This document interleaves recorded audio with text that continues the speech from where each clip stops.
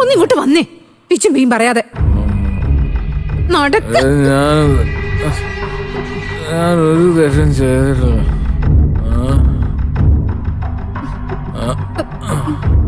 കിടക്കും. ഇതേ ഇവിടെ കിടന്നോ.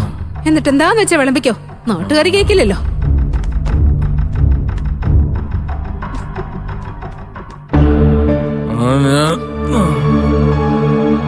ഞാൻ പോയിട്ടെ ചുക്ക് കാപ്പി എടുത്തിട്ട് വരാം. അത് ചൂടോടെ കുടിക്കുമ്പോഴേ ഈ വിറയിലൊക്കെ അങ്ങ് മാറും.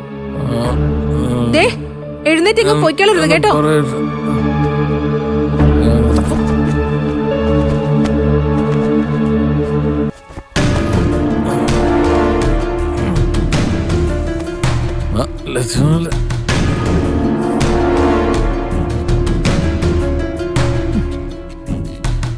ഇതിന്റെയൊക്കെ വല്ല ആവശ്യമുണ്ടോ?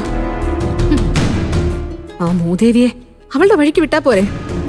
എന്താ അവളുടെ ഉദ്ദേശമെന്ന് ഇന്ന് ഞാനൊന്ന് അന്വേഷിക്കട്ടെ.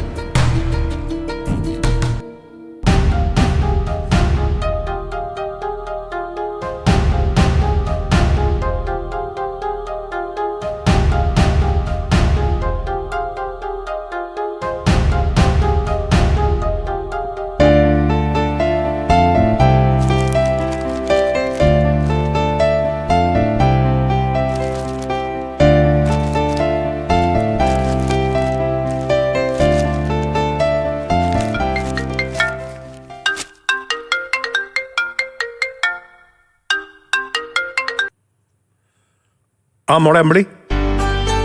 ആ ഹലോ അങ്കിളെ. രഘുവേട്ടൻ ഇന്നലെ രാത്രി എപ്പോഴാ എത്തിയത്? ഞാൻ രാവിലെ കതക് തുറക്കുമ്പോ സിറ്റ് ഔട്ടിൽ കിടക്കുകയായിരുന്നു. സിറ്റ് ഔട്ടിലോ? ഛേ, ഇവൻ ഇങ്ങനെ തുടങ്ങി എന്ത് ചെയ്യും? ആമിക്ക് കാശ് കൊടുത്തോണ്ട് രഘുവിന്റെ സ്വഭാവത്തിന് മാറ്റം ഉണ്ടാവുന്നുള്ള പ്രതീക്ഷയിലായിരുന്നു നമ്മളെല്ലാവരും. ഞാനും അങ്ങനെയൊക്കെ തന്നെ അങ്കിളെ വിചാരിച്ചിരുന്നത്.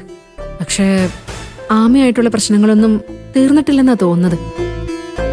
രാവിലെ ഞാൻ രഘുവേട്ടനെ കാണുമ്പോ എന്തൊക്കെയോ പിച്ചുമ്പയും പറയുന്നുണ്ടായിരുന്നു. അല്ല, ഈ ആമിയുമായിട്ട് ഇനി എന്ത് പ്രശ്നം ഉണ്ടാവാനാ? അതെനിക്കറിയില്ലെങ്കിലേ. അവൾ എന്തോ പറഞ്ഞെന്നോ അവളെല്ലാം അറിഞ്ഞെന്നോ അങ്ങനെ എന്തൊക്കെയാ പറഞ്ഞുകൊണ്ടിരുന്നത്. അതെന്താണെന്ന് ദൈവത്തിനറിയാം. മനസ്സിനൊരു സമാധാനം ഇല്ലെങ്കിലേ. ജീവിതം എങ്ങോട്ടാ പോകുന്നതെന്ന് ഒരു പിടിയുമില്ല. ഇതിന് എന്തെങ്കിലും ഒരു അവസാനം ഉണ്ടാവും അങ്കിളെ. എന്തായാലും മോള് ടെൻഷൻ ആവാതിരിക്കും. എന്താ സംഭവം ഞാൻ അന്വേഷിക്കട്ടെ. ഇനിയിപ്പോ എന്ത് പ്രശ്നമായാലും നമുക്ക് പരിഹാരം ഉണ്ടാക്കാം. ഉണ്ടാക്കിയാലേ പറ്റൂ. ഞാനല്ലേ മോളെ പറയുന്നത്. ശരി അങ്കിളെ. ഓക്കെ, ഞാൻ വിളിക്കാം മോളെ. ശരി.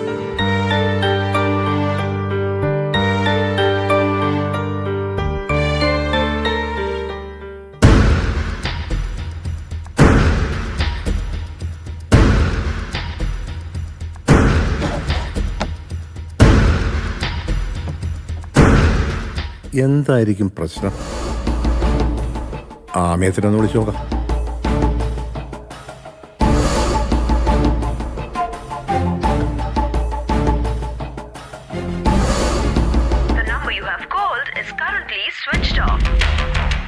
സ്വിച്ച് ഓഫ് ആണല്ലോ.